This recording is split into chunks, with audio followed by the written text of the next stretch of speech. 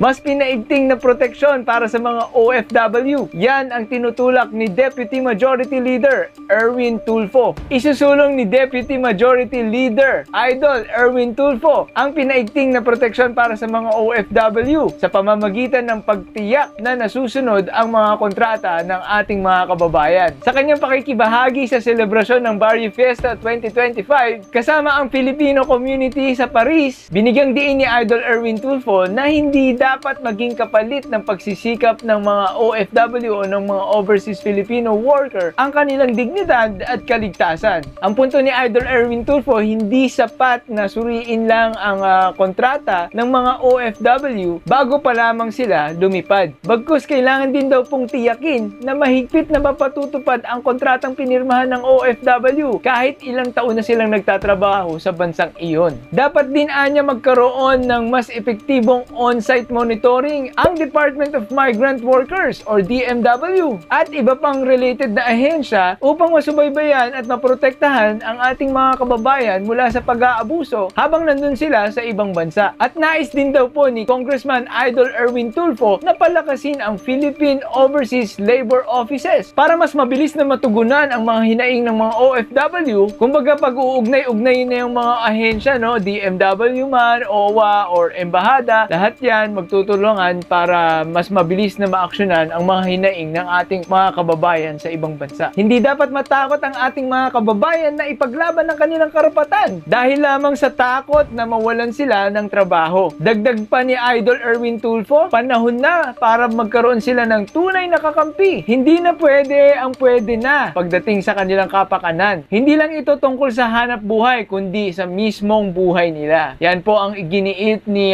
Idol Congressman Erwin Tulfo. Talagang makapagdamdamin kasi alam naman po natin, no, na binunyag niya nung nakaraan na siya po ay isa ring OFW noon at nag-TNT pa nga po siya para lamang po makapagtusto sa kaniyang pamilya dito sa Pilipinas. Kaya nararamdaman niya at alam niya ang mga pangangailangan ng ating mga kababayan. So ayun guys, no, yan po yung mga nais na gawin ni Idol Erwin Tulfo. At alam naman po natin na nangunguna pa rin siya sa survey sa pagkasenador at hindi po malabo na maging senador siya. So pag nandun na po siya sa Senado, mas madali po na maisusulong ang kanyang mga ninanais na isabatas na mga tulong para sa ating mga kababayan, lalo na sa mga OFW. So suportahan po natin ngayong darating na Mayo, Erwin Tulfo sa pagkasenador. So once again, this is Balita at Kaalaman. Magkita-kita tayong muli sa next video. Let's do this again.